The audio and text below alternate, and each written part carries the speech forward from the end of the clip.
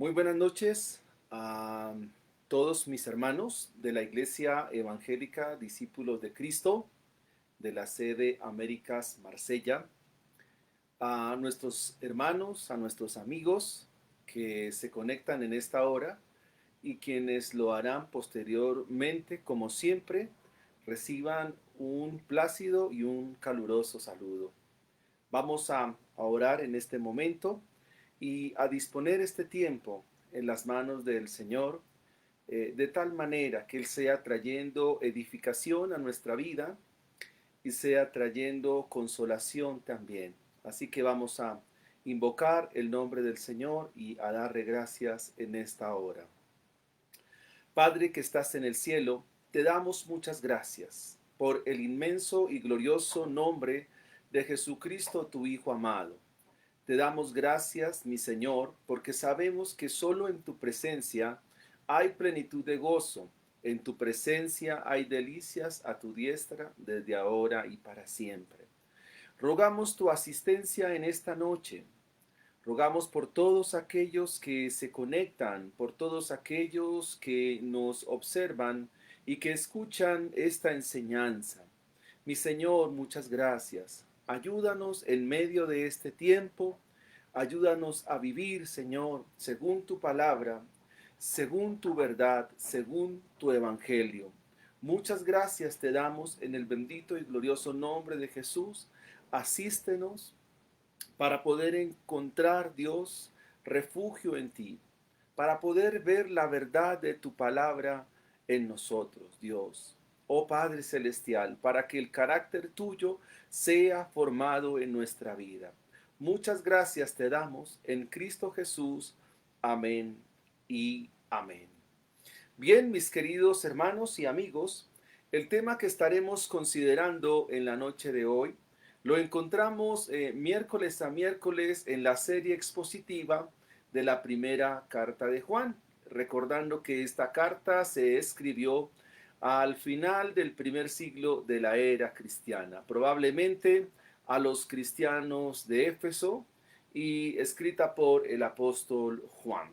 Y estaremos considerando el capítulo 4 de esta primera carta en el versículo 1, que dice así: Amados, no creáis a todo espíritu, sino probad los espíritus si son de Dios, porque muchos falsos profetas han salido por el mundo. Repito la cita bíblica. Amados, no creáis a todo espíritu, sino probad los espíritus si son de Dios, porque muchos falsos profetas han salido por todo el mundo. Bueno, es un tema bastante desafiante y es un tema bastante interesante. Y a manera de introducción queremos decir que en el mundo siempre ha existido un poder diabólico sobrenatural que opera en el mundo y en la vida de los seres humanos que no tienen a Jesucristo. Esto es muy importante tenerlo en cuenta.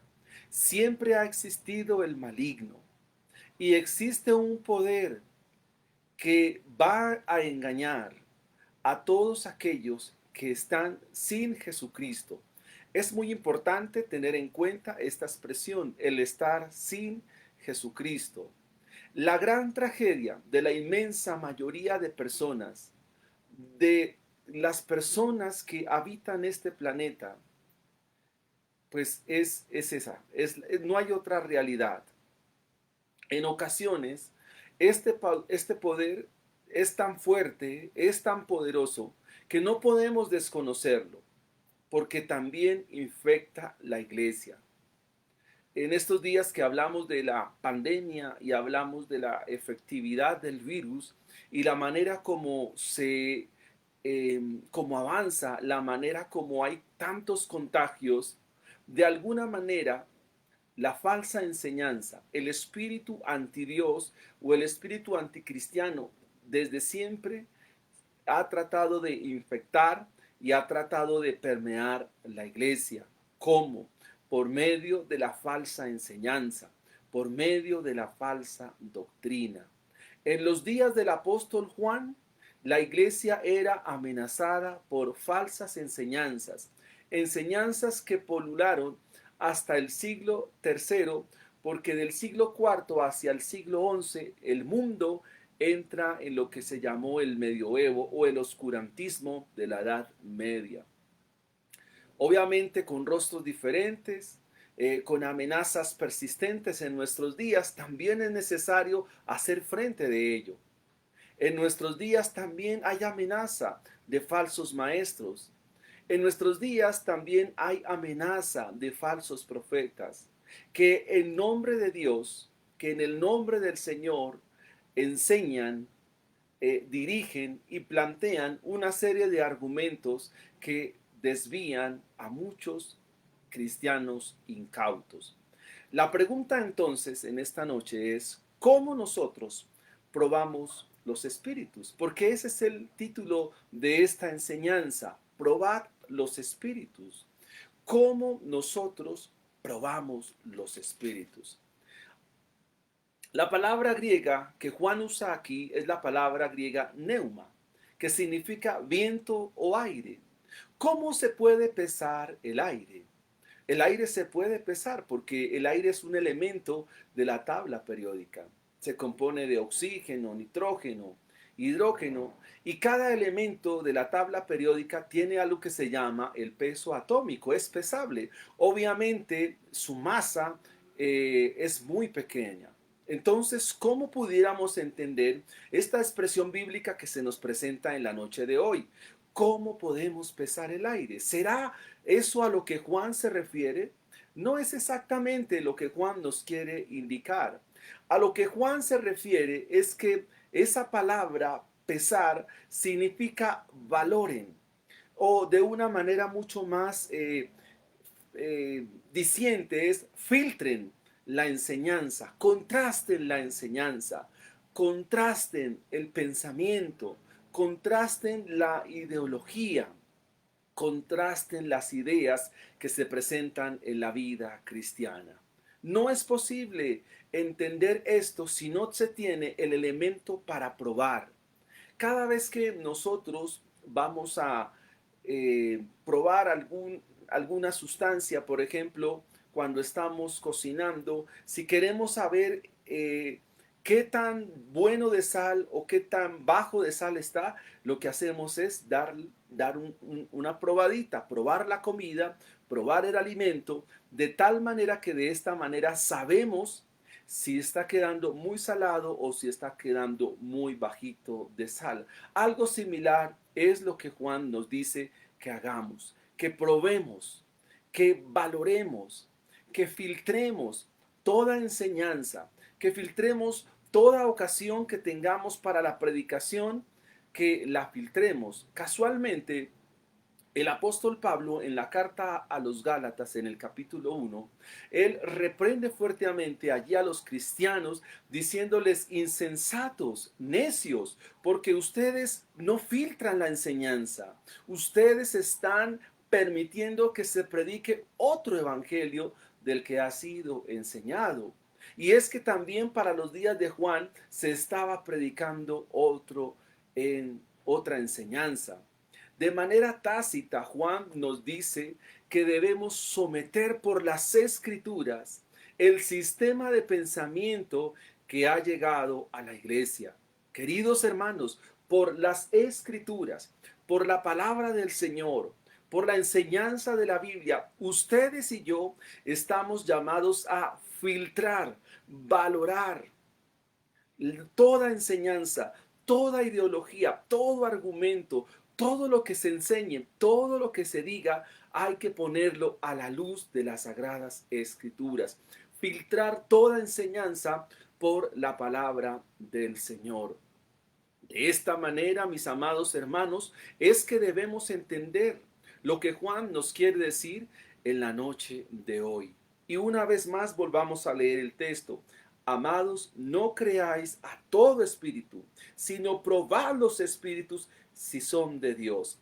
La Nueva Versión Internacional dice que hay algunos que en nombre de Dios pretenden enseñar de Dios. Y eso es muy distinto, eso es muy diferente amados hermanos, porque no es así. La Biblia entonces nos dice en la noche de hoy, probad los espíritus. ¿Cómo sabemos si lo que estamos escuchando, si lo que nuestros oídos están percibiendo viene de parte de Dios o no viene de parte de Dios? Hay un ejemplo muy sencillo de nuestra vida cotidiana. Para poder nosotros identificar un billete falso, para nosotros poder identificar si el billete que nos dan, que nos entrega, es el correcto, es el debido, tenemos que conocerlo bien. Los billetes vienen con una serie de características, con una serie de elementos dentro de la misma forma de este billete que nos hacen ver las cualidades de lo cual está hecho, y por estas cualidades o por estas características sabemos si el billete es verdadero. De esta manera yo puedo identificar cuando me dan un billete falso.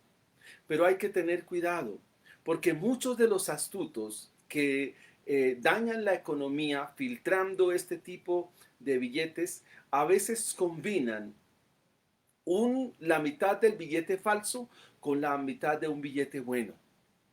Y eso nos da a entender algo muy interesante, y es que a veces dentro de las verdades se dicen también mentiras. Y esto es lo que a la Biblia le llama leudar. Esto es a la Biblia, esto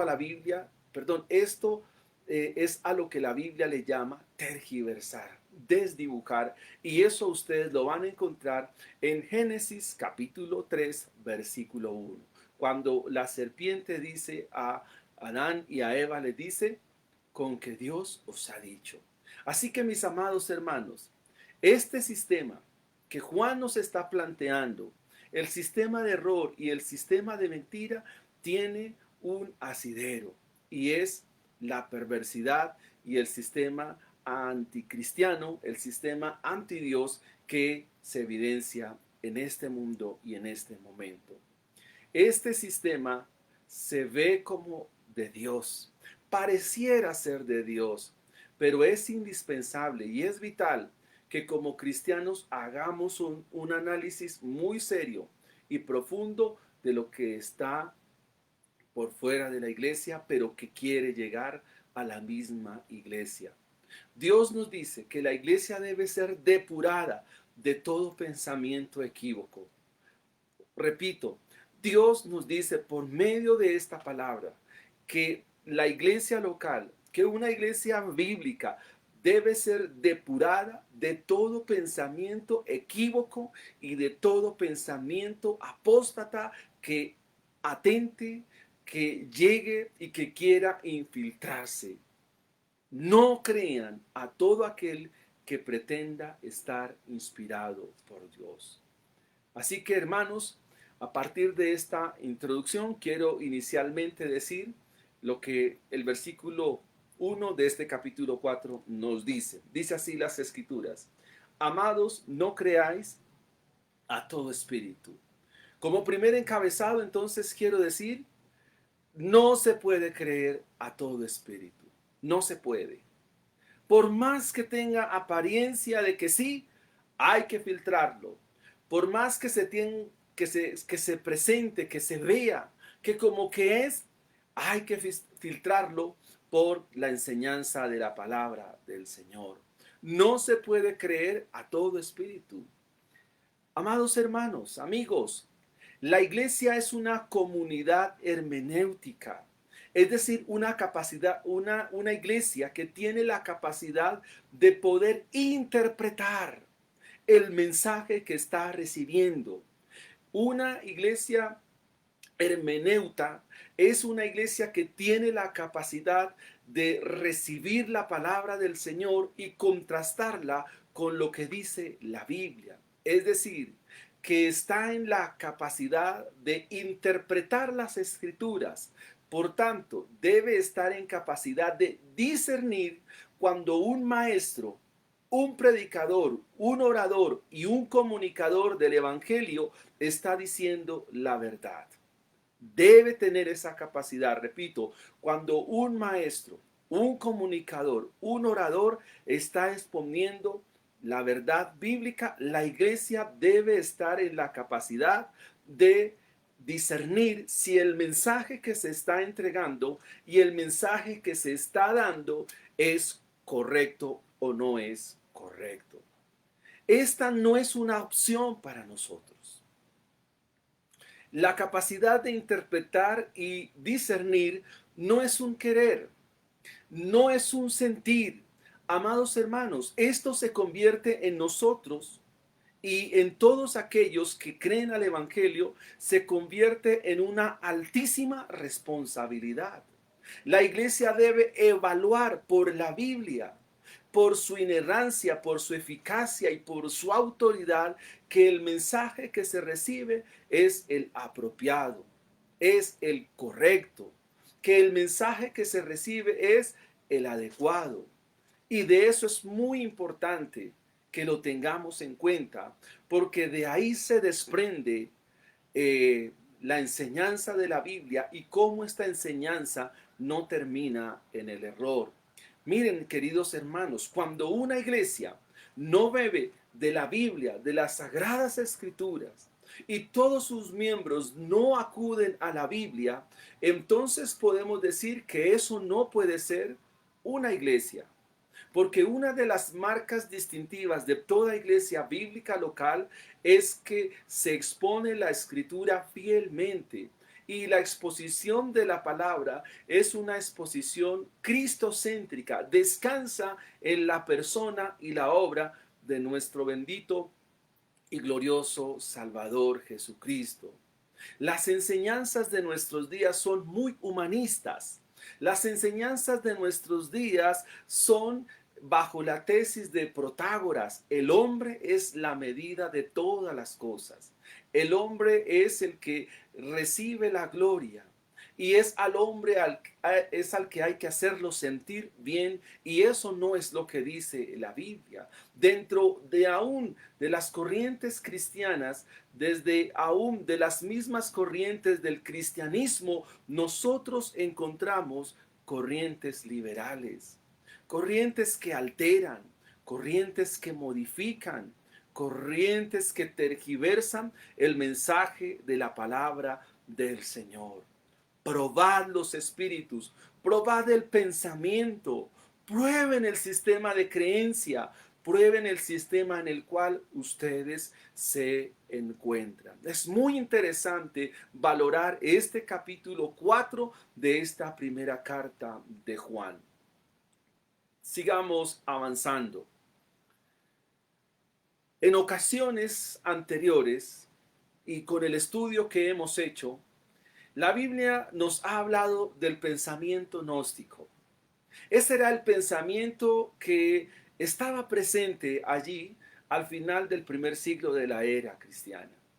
Recuerden que el pensamiento gnóstico lo que busca es que nuestro Dios, o buscaba mejor, que el Dios de todos aquellos que creían a esta filosofía era el conocimiento, que el conocimiento era lo más importante, y por medio de este conocimiento se adquiría ciertos niveles en la medida que finalmente el Dios de ellos se volvía el conocimiento. Pero de otro lado también se descartaba y se indicaba que la carne era mala.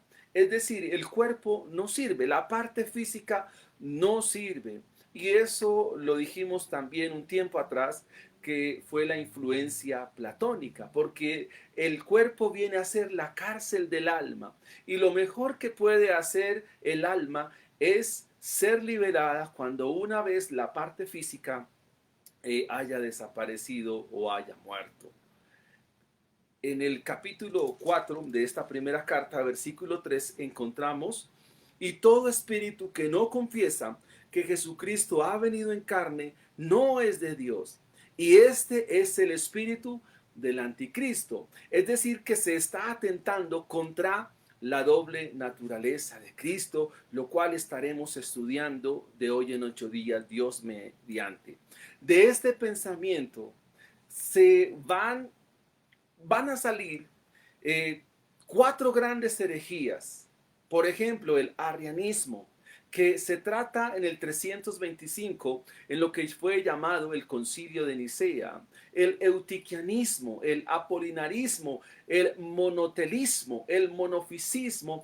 Todas estas doctrinas son anticristológicas y desviaron a muchos de la fe cristiana. Y eso es lo que, a mi modo de ver, me parece crítico en nuestros días. Es lo que estamos explicando. Vuelvo y repito, pero ¿cómo probamos los espíritus? ¿Cómo probar a aquel que viene a hablar en nombre de Dios, pero que no es de Dios? ¿Cómo hacemos? Ustedes que me escuchan allí, ¿cómo? ¿Cómo nosotros, como miembros de una iglesia, como miembros de un colectivo cristiano, podemos llegar a probar, a valorar, a entender, discernir y saber que la verdad que se está predicando evidentemente es la verdad? Esa es nuestra preocupación en esta noche. Así que, mis amados hermanos, es muy serio lo que estamos planteando. Yo como cristiano en primera instancia y usted como cristiano, usted como cristiana debe ser esforzada, deben ser esforzados en conocer las escrituras. Dios no admite la pereza en el conocimiento de la Biblia. Escudriñad las escrituras porque a vosotros os parece que en ella tenéis la vida eterna y porque es la escritura misma la que atestigua de Jesús. Y la escritura nos dice que evidentemente Jesús se hizo carne.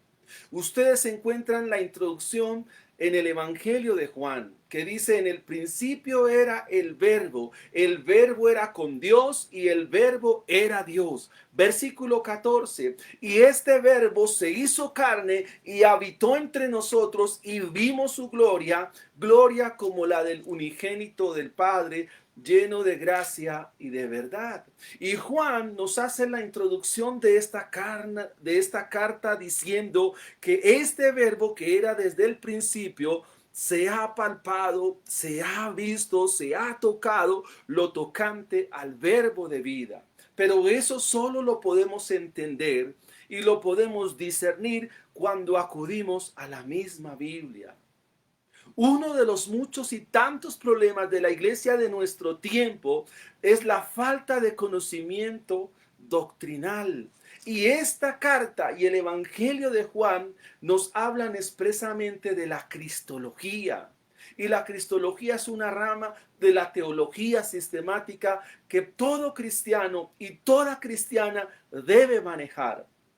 ¿Y por qué la debe manejar? Porque la obra redentiva, la obra salvífica, la cúspide del cristianismo descansa en la crucifixión y la resurrección de nuestro Señor Jesucristo, como una persona, como un ser en el cual descansa plena y absolutamente la naturaleza divina, pero también descansa plena y absolutamente la naturaleza humana. Y si nosotros estudiamos a fondo esta doctrina, nos vamos a dar cuenta que para la mediación y la reconciliación entre los pecadores con el Dios que fue ofendido por el pecado, se requiere de un mediador. Por eso Pablo, hablando a Timoteo en la primera carta, dice: porque solo tenemos un solo mediador. Hay un único mediador que se llama Cristo Jesús, entre Dios y los hombres. Y es importante que todos nosotros como iglesia manejemos, estudiemos y creamos a la doctrina de la cristología. Mucha de la feligresía y de los que asisten a las congregaciones, esta doctrina es desconocida. Si preguntamos por los aspectos cristológicos, no dan respuesta, no dan razón. Obviamente, no podrán hacer frente a la falsa enseñanza. Olvidan con mucha facilidad la predicación. No encontramos a las personas de la iglesia tomando apuntes y repasando entre semana lo que se dijo en la predicación, porque es algo que también hace presencia en nuestras iglesias, es la falta de interés cultural en el sentido de tomar nota, de tomar apuntes, de estar atento, de estar concentrados a las predicaciones y las enseñanzas. Se olvida con mucha facilidad lo que se predica. Una de las marcas que distingue en forma saludable a una congregación es que sus miembros conocen con amplitud y suficiencia la doctrina. Antes de cualquier cosa, todo cristiano debe ser un buen estudiante de las Escrituras. Repito, todo cristiano, todo asistente a la iglesia, todo miembro de la iglesia, antes que nada, debe ser un buen estudiante de las Escrituras. Usted tiene esa responsabilidad. Miremos, por ejemplo, lo que nos dice 2 Timoteo capítulo 2, versículo 15. Dice, procura con diligencia presentarte a Dios aprobado como obrero que no tiene de qué avergonzarse y que usa bien la palabra de verdad. Lo primero que encontramos es procura. Y esa palabra nos habla de prontitud, de diligencia, de hacer las cosas rápidamente, de no dejar para mañana lo que se pueda hacer hoy. Dice, procura con diligencia. ¿Qué? Presentarte a Dios aprobado. Presentarse a Dios aprobado significa estar delante de Dios. Y aquí esta palabra aprobado es la misma que usa Juan en este capítulo 4. Es la palabra hebrea dokimazo, que significa ser puesto en balanza, ser puesto para probarse. Y dice como un obrero o como una obrera que no tiene de qué avergonzarse, sino que usa bien la palabra de verdad. Existen muchas razones para estudiar la Biblia, porque la Biblia en sí misma es inerrante. La Biblia en sí misma es suficiente. Es autoridad suprema. Es una verdad proposicional, es decir, una verdad absoluta. El mensaje de las Escrituras en cuanto a su doctrina ha sido preservada. La Escritura contiene en sí misma su unicidad, es decir, su armonía. Y adicional a eso, la Biblia es eficaz. La palabra del Señor es eficaz. Entonces, para concluir este punto, amado hermano, la manera como nosotros probamos cualquier enseñanza de cualquier persona, por muy pastor, óigase bien, por muy pastor espiritual que sea, por muy hombre de Dios que sea, no deja de ser un hombre.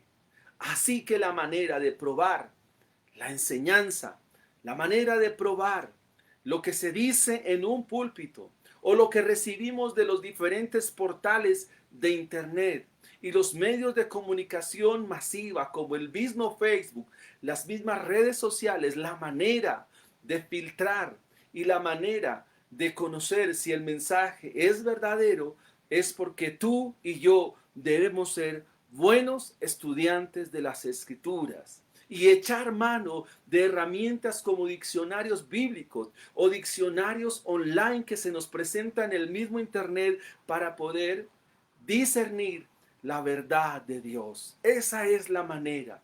Así que mis amados hermanos, para probar el pensamiento, para probar la enseñanza, para probar un mensaje, lo que ustedes y yo tenemos que hacer es conocer la Biblia. No importa el nivel académico que tengamos. No importa. No importa cuántos institutos bíblicos tengamos. No importa el nivel que tengamos. La Biblia es fuente inagotable y el discipulado y el ejercicio de aprendizaje es hasta el día en que Dios nos llame a su presencia o hasta el día que Él venga. Así que esa es una conclusión de este punto. En segunda instancia, probad los espíritus indica la siguiente premisa. Probad los espíritus se indica por la siguiente premisa que pude extraer. Si usted no camina en verdad, usted está caminando en mentiras. O sea, o usted está en la verdad o usted está en la mentira. El resultado de la verdad es descubrir el error. De hecho, cuando se habla en verdad, se está también descubriendo el error. Cuando se alumbra y cuando la luz llega a un lugar, pues eso va a desplazar la oscuridad. Así de sencillo es. Esta palabra que nos habla aquí de probar se usa en el sentido metalúrgico.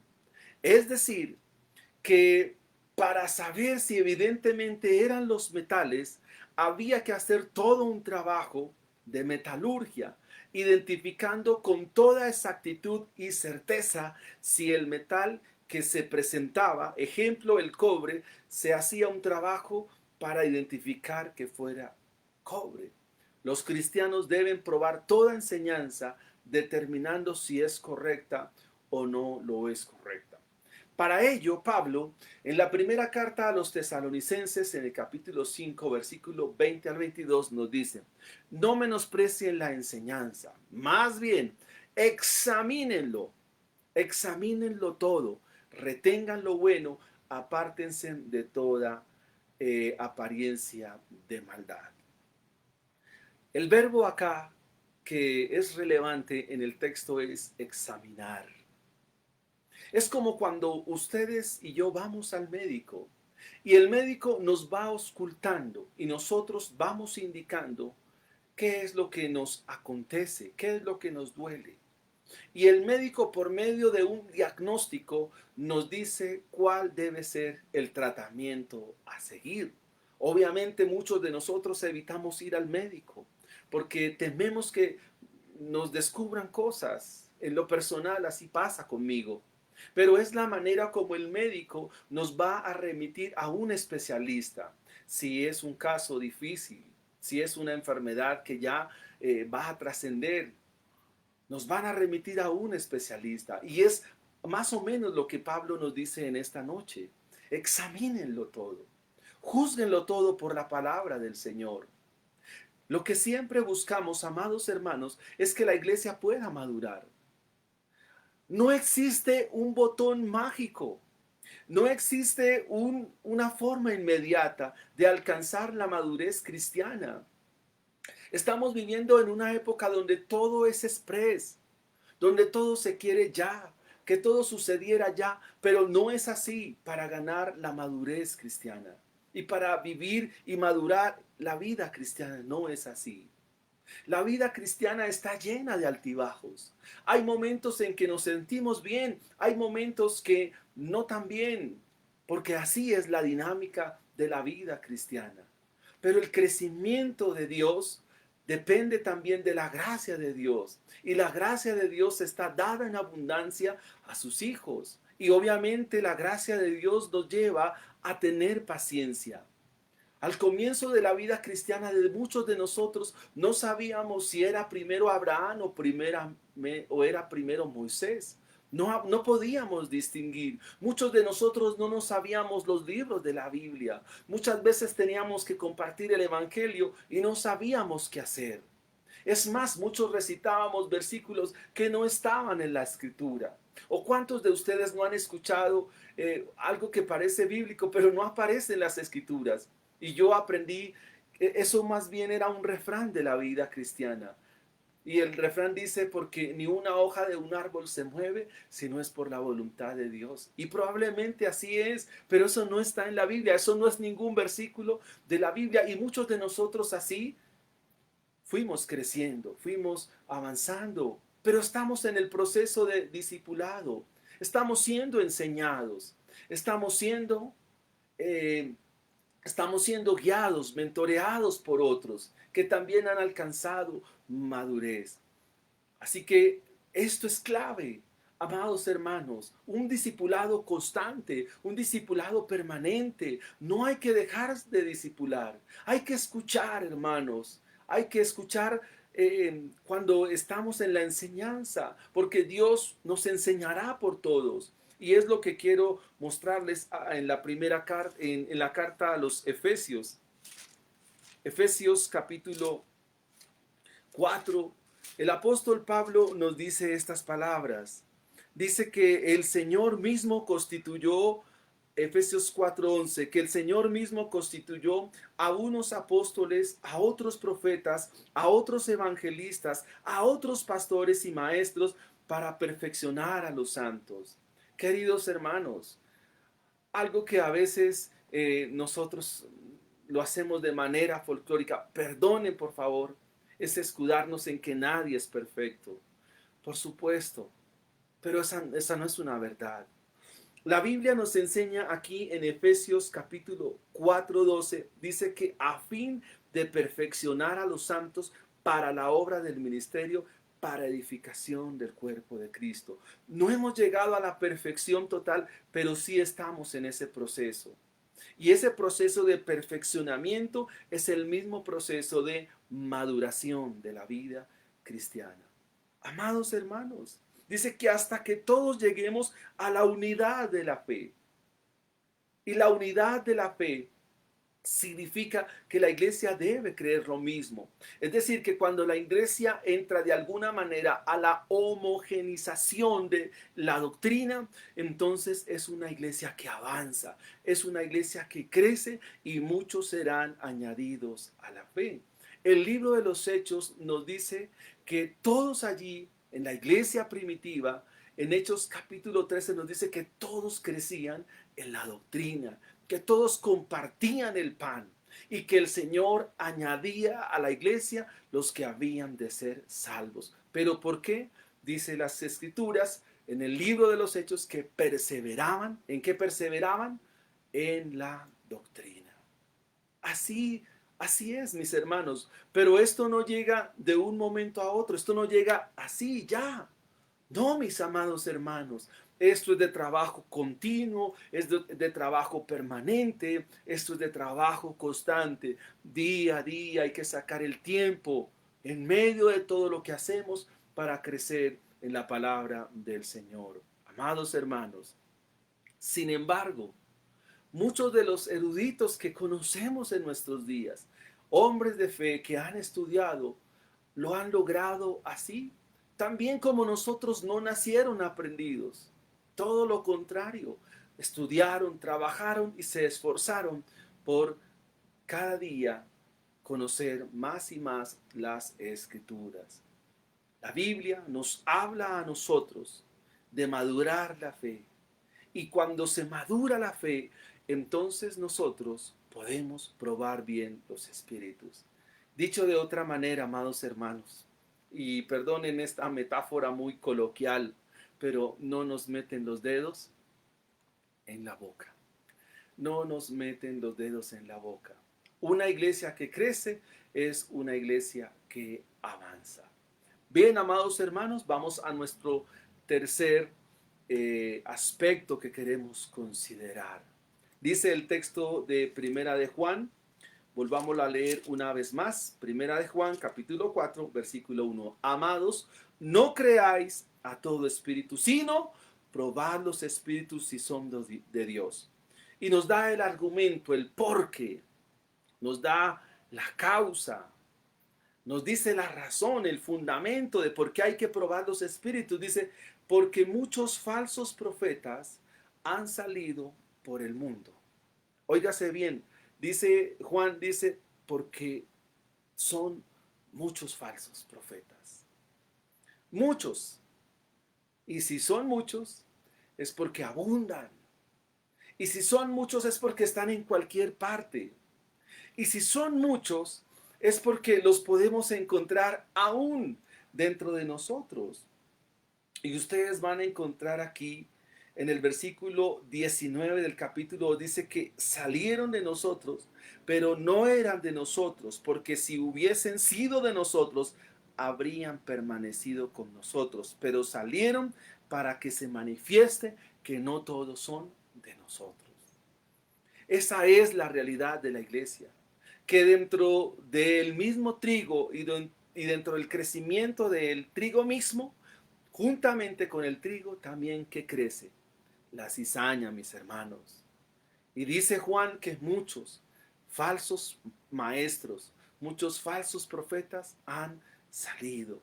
Son muchos y que han salido por el mundo. Y aquí la palabra mundo es la palabra cosmos para referirse a esa parte de, del primer siglo, a la parte de Éfeso, a lo que se conoce hoy como la región de Turquía. Pero a partir de ahí se irrigaban por todo el mundo. Algo así como una metástasis de falsos profetas. Una metástasis. Se estaban regando por todo ese mundo grecorromano. Estaban enseñando equívocamente. Yo quiero que miremos a partir de la segunda carta a Timoteo, en el capítulo 3, versículos del 1 al 5, el carácter de estos falsos maestros. ¿Qué cualidades tienen? ¿Cómo los podemos identificar? ¿Qué tipo de personas son? Y yo quiero que preste atención a lo que dice 2 Timoteo capítulo 3, versículos del 1 al 5. Pablo dice, debes saber esto, Timoteo, que en los últimos días, ¿cuándo son estos últimos días?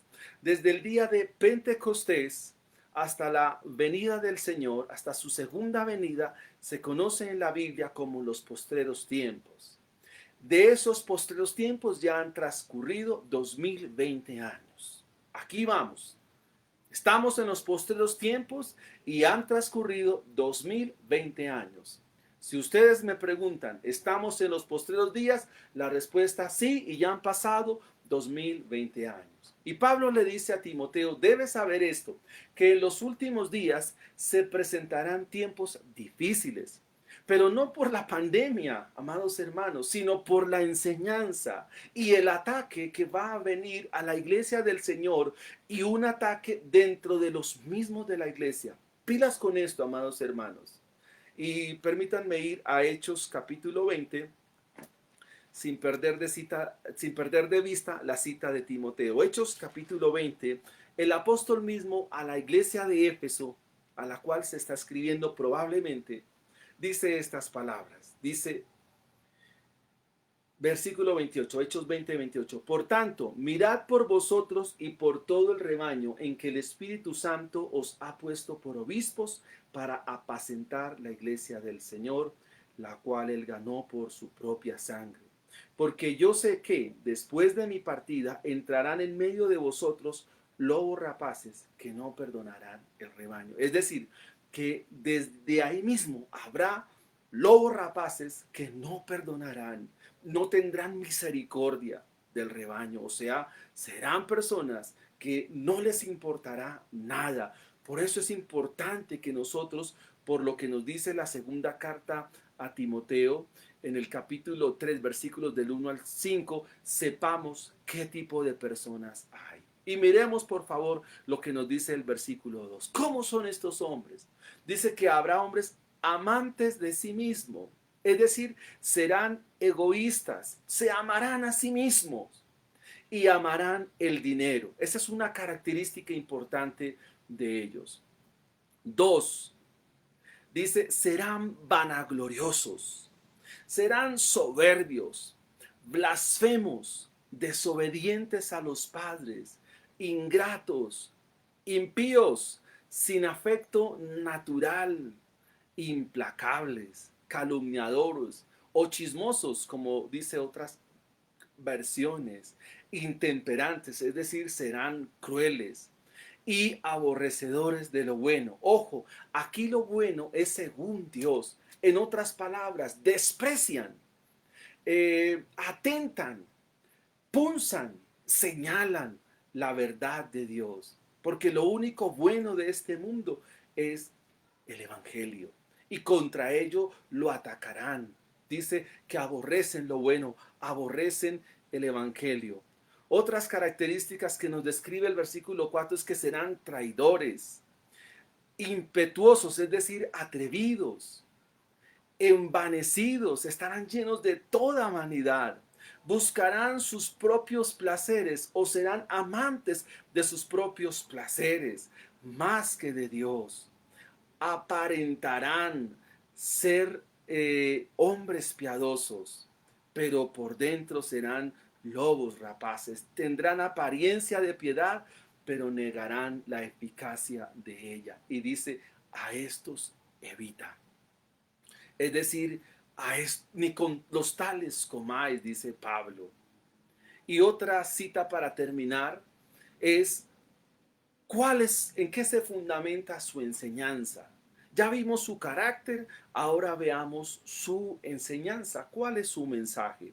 Y Pedro en su segunda carta, capítulo 2, versículos del 1 al 3 también nos dice cuál es la enseñanza de estos falsos maestros que salieron por todo el mundo. Dice, pero hubo falsos profetas en Israel, entre el pueblo, como también entre ustedes. Es decir, ahora habrá también falsos maestros. ¿Y qué es lo que hacen? Introducir secretamente, introducir astutamente, encubiertamente herejías, es decir, enseñanzas diferentes a la palabra del Señor, heréticas, destructivas, llegando aún a negar al soberano Señor que los compró, acarreando sobre sí mismos una súbita destrucción. ¿Qué significa esto? Significa que estos hombres están dentro de las mismas corrientes religiosas a través de toda la historia y que de alguna manera han tenido que ver con el cristianismo. Dice, muchos seguirán la sensualidad de ellos, es decir, seguirán su mala enseñanza y entran en difamación, tergiversando el camino de la verdad. Estos maestros, estos falsos predicadores y apóstatas enseñan vergonzosa y abiertamente la inmoralidad. Se hablan entre sí mismos, se adulan a sí mismos para sacar provecho. Versículo 3 dice, por avaricia harán mercadería de ustedes con palabras fingidas. Es decir, todo su lenguaje y toda su enseñanza y todo lo que ellos dicen tiene un fin, el dinero. Y Pablo nos dice que la raíz de todos los males es el amor al dinero. Desde su tiempo entrarán en condenación, entrarán en destrucción, lo que Dios ha determinado para ellos. Siempre su mensaje será este. Ahora, todo mensaje, todo mensaje del Evangelio siempre apunta a algo y a alguien. Y es lo que haremos para aplicar la enseñanza en el día de hoy. Probad los espíritus. ¿Qué necesito entonces para probar un espíritu? Queridos hermanos, lo que yo necesito es la Biblia. Y necesito nacer de nuevo. ¿Y qué se requiere para nacer de nuevo? Venir en arrepentimiento y fe a los pies de Jesucristo. Venir a los pies de Cristo el Señor. Probad los espíritus. De esta manera y conforme a la Escritura, la Biblia nos dice que para que esto suceda y yo pueda salir del error, pueda salir del engaño y pueda salir de la mentira, queridos hermanos, amigos, hay que venir a la cruz de Cristo. Hay que creer en el Hijo de Dios, porque el pecado que mora en nosotros es lo que nos lleva a adorar lo que no es, a creer a lo que no es. Y de esta manera, mis amados hermanos, es que podemos pasar de la mentira a la verdad. La Biblia nos dice, conoceréis la verdad y la verdad os hará libres. Y la verdad no es una idea, la verdad es una persona y su nombre es Jesucristo. Ven a Él en esta noche en arrepentimiento y fe, humíllate ante Él y ven a Él.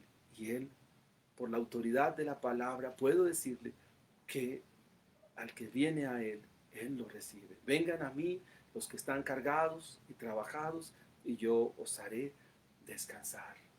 Son días difíciles, tiempos difíciles, para la iglesia. Así que, amados hermanos, vamos a orar. Padre, te damos muchas gracias en esta buena hora y en este buen momento. Ayúdanos a probar los espíritus, Señor. Llévanos como estudiantes de la Biblia al conocimiento de la Escritura, al conocimiento cada día más de tu verdad, porque tu verdad es infalible y es una verdad absoluta. Pero conocer la verdad nos hace libres. Haz libre a muchos, Señor, en esta hora y en este buen momento que tú nos concedes. Bendito mi Señor. Oh Señor, agrádate de nosotros. Permítenos presentarnos como obreros aprobados, que no tenemos nada de qué avergonzarnos y que usamos bien la palabra tuya. Dios mío, perdónanos si decimos errores, si decimos falsedad y hablamos en engaño, Señor. Ayúdanos, Dios mío. Sea tu gracia, sea tu bondad y sea tu misericordia en medio nuestro. Por Jesucristo te damos muchas gracias. Amén y amén. Dios los bendiga a todos de una manera especial. Ánimo a estudiar las Escrituras y a estudiar la Biblia.